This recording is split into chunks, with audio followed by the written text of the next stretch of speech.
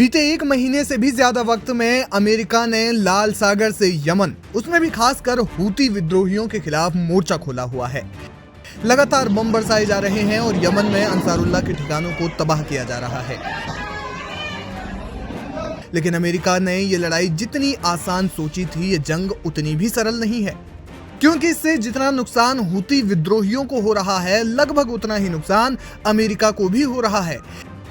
इस जंग में हूती विद्रोहियों ने दुनिया के सामने एक बार फिर अपनी ताकत का मुजाहिरा किया है। दरअसल हूती विद्रोहियों ने अमेरिका के विमान वाहक युद्धपोतों पर कई हमले किए हैं। इसके अलावा उन्होंने बीते एक महीने में अमेरिका के अत्याधुनिक तकनीकी से बने 7 MQ-9 रीपर ड्रोन को मार गिराया है। वहीं लड़ाई शुरू होने से लेकर अब तक उन्होंने 22 ड्रोन्स को ध्वस्त कर दिया है।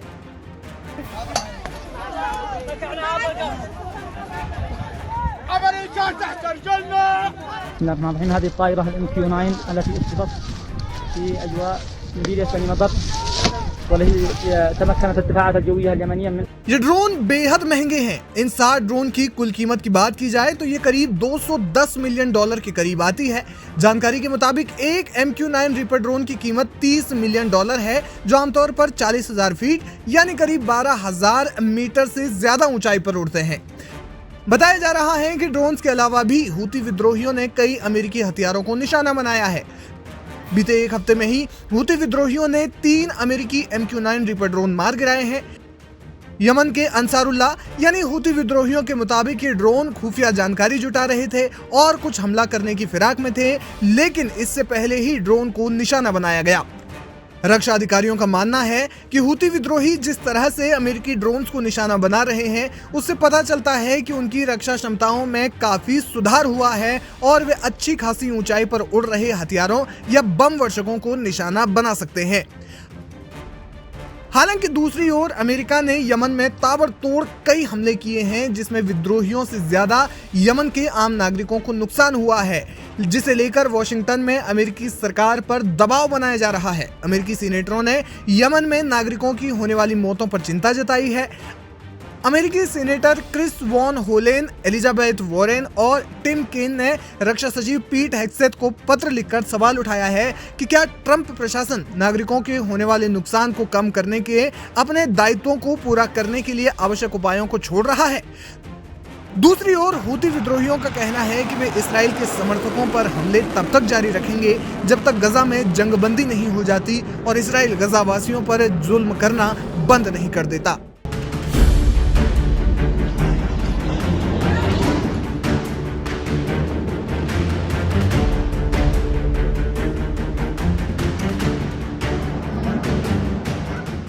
हूतियों ने पहली बार इसराइल को एक ऐसी चुनौती दी है जिसके लिए अब इसराइल में बैठकों का दौर जारी है। अमेरिकी अटैक के बाद सना में लाशों का ढेर लगा है। सड़कों पर लोग सतर्क हैं और डर है कि कहीं फिर से अमेरिकी जेट बमबारी ना कर दें। लेकिन दूसरी तरफ लोग सड़कों पर उतरकर हूतियों को समर्थन भी दे रहे हैं कि वे इसराइल और अमेरिका को सबक सिखाएं। बुधवार को हूती ग्रुप ने इसराइल पर हाइपरसोनिक और बैलिस्टिक मिसाइलों से तगड़ा हमला बोला, जिसे दावे के मुताबिक आयरन डोम इंटरसेप्ट नहीं कर पाया। हालांकि इस्राएली डिफेंस फोर्सेस ने दावा किया कि आयरन डोम ने हूती मिसाइलों को हवा में ही ढेर कर दिया था। इन खबरों को साइड में रखकर अगर केवल इस बात पर फोकस करें कि हूतियों की मिसाइल की डिस्टेंस कहां तक थी, यानी ये रेंज कितनी थी, तो आंकड़े ही इसराइल की टेंशन का कारण बन चुके हैं। दरअसल अभी तक हूती ग्रुप की ओर से मिसाइलों को तेल अवीव तक ही दागी जाती थी, लेकिन अब यह दूरी एकदम से बढ़कर हाइफा तक जा पहुंची है। गूगल मैप पर संभावित दूरी अगर देखी जाए तो यह करीब 2600 किलोमीटर के आसपास पहुंचती है। यानी दावे के मुताबिक इसके लिए लंबी रेंज की मिसाइलों की जरूरत होगी। ऐसे में बाद में हूती प्रवक्ता ने भी दावा किया कि उन्होंने हाइफा को निशाना बनाने के लिए एक हाइपरसोनिक मिसाइल का इस्तेमाल किया था। हालांकि हूती ग्रुप पहले भी इस तरीके के दावे कर चुका है, लेकिन हाइफा के लिए उन्होंने कभी ऐसा नहीं कहा था। इस्राएली सेना के मुताबिक यह उत्तरी इसराइल तक पहुंचने वाली पहली पुष्टि की गई मिसाइल थी। यही कारण है कि इसराइल अब इस बात से परेशान है कि आखिर हजारों किलोमीटर तक मार करने वाली ऐसी मिसाइलें हूतियों के पास कैसे आ गई। हूतियों का दावा है कि उनके पास इससे भी खतरनाक मिसाइलों का जखीरा है जो ज्यादा घातक होने के साथ ही लंबी रेंज में तबाही मचा सकता है।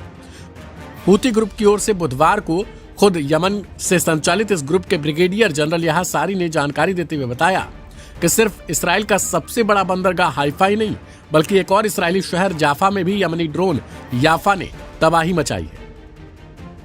लेकिन हूतियों के दावे से इसराइल की तकनीकी पर अब सवाल खड़े हो चुके हैं। जी हां, हूतियों का भी यह दावा है कि इसराइल के आयरन डोम को चकमा देकर ये मिसाइलें इसराइली लक्ष्यों को निशाना बनाने में कामयाब हो गई। ये दावा ठीक उसी प्रकार से है जिस तरीके से ईरान ने दावा किया था। यमन में जबरदस्त अमेरिकी हमलों के बावजूद हूती ग्रुप ने इसराइल के 2 शहरों पर निशाना साधा है। हालांकि इसराइल दावा कर रहा है कि उसने यमनी मिसाइलों को इंटरसेप्ट कर लिया था। इसराइली फौज IDF के मुताबिक हमले के बाद हाइफा, क्रायोट और गलील सागर के पश्चिमी इलाकों में सायरन बजाए गए और लोगों ने धमाकों की आवाजें सुनी। हाइफा शहर के लोकेशन और इतिहास समझिए। गौरतलब है कि इसराइल के जिस हाइफा शहर को अपनी मिसाइलों से हूती ग्रुप निशाना बनाने का दावा कर रहे हैं वो यरूशलेम और तेल अवीव के बाद इसराइल का तीसरा सबसे बड़ा शहर है जो यमन से सबसे ज्यादा दूर पड़ता है। वहां करीब 3 लाख लोग रहते हैं। यहाँ पर सबसे ज्यादा बहाई समुदाय के लोग रहते हैं। सन 1948 की फिलिस्तीन जंग में जब हाइफा में जंग हुई तो यहाँ की अरब आबादी शहर छोड़कर भाग गई। इसके बाद यह शहर इसराइल का हिस्सा बन गया। हाइफा एक बंदरगाह शहर है। हूती अटैक को लेकर टाइम्स ऑफ इसराइल ने बताया कि हाइफा और उसके आसपास के इलाकों के साथ साथ पश्चिमी गैलीली क्षेत्र में सुबह 4 बजे सायरन बजने लगे। हाइफा और शेरोन क्षेत्र में इंटरसेप्शन से होने वाले विस्फोटों की आवाजें सुनी गई थी। यानी कुल मिलाकर देखा जाए तो हजारों किलोमीटर दूर हूतियों की मिसाइल रेंज अब अमेरिका और इसराइल के लिए एक बड़ी चुनौती बन चुकी है। इस रिपोर्ट में इतना ही।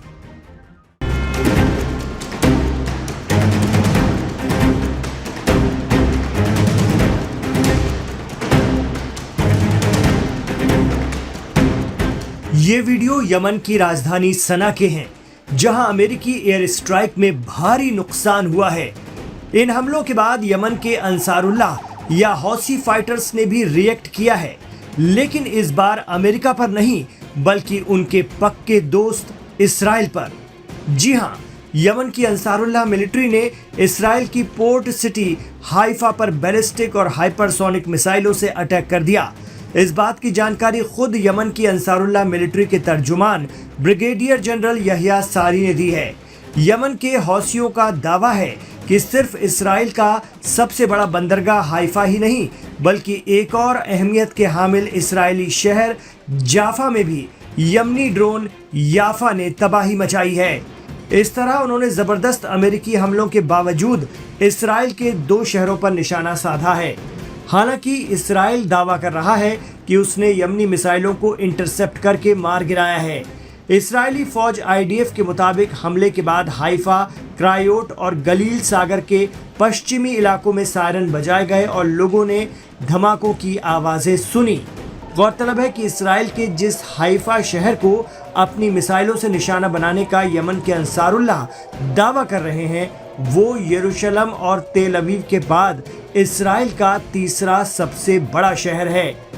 यहाँ करीब 3 लाख लोग रहते हैं। यहाँ पर सबसे ज्यादा बहाई समुदाय के लोग रहते हैं। 1948 की फिलिस्तीन जंग में जब हाइफा में भी जंग हुई तो यहाँ की अरब आबादी शहर छोड़कर भाग गई थी। इसके बाद ये शहर इसराइल का हिस्सा बन गया। हाइफा एक बंदरगाह शहर है। हाइफा इसराइल का एक अहम पोर्ट भी है।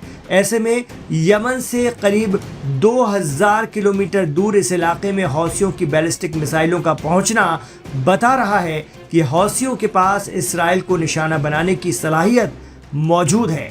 आपको बता दें कि पिछले 1 माह से अमेरिका के जबरदस्त हमले झेल रहे यमन के हूती फाइटर्स झुकने को तैयार नहीं हैं। उनका कहना है कि वो इसराइल के शहरों और लाल सागर में अमेरिकी, ब्रिटिश और इस्राएली जहाज़ों को तब तक निशाना बनाते रहेंगे जब तक इसराइल गजा पर हमले बंद नहीं कर देता। रमज़ान से पहले जब हमास और इसराइल के दरमियान सीज़फायर हुआ था तो यमन के अंसारुल्लाह ने भी इसराइल पर हमले बंद कर दिए थे, लेकिन जैसा कि आरोप लगता है, इसराइल ने जैसे ही गजा पर बीच रमजान में ही हमले शुरू कर दिए, उससे बौखलाए हौसी जंगजुओं ने बाकायदा ऐलान करके लाल सागर पर इसराइली जहाज़ों पर कार्रवाई शुरू कर दी, जिसके बाद इसराइल के मदद के लिए अमेरिका को मैदान में आना पड़ा और अब भी पिछले 1 माह से यमन पर अमेरिकी हमले जारी हैं। इस दौरान अमेरिका ने लाल सागर पर 2 एयरक्राफ्ट कैरियर, B-2 बॉम्बर और F-35 जैसे जंगी तैयारे लगा दिए हैं। इतना ही नहीं, जदीद तरीन मिसाइलें और इंटेलिजेंस इस्तेमाल करने के बावजूद अमेरिका के आगे नहीं झुक रहे हैं यमन के अंसारुल्लाह।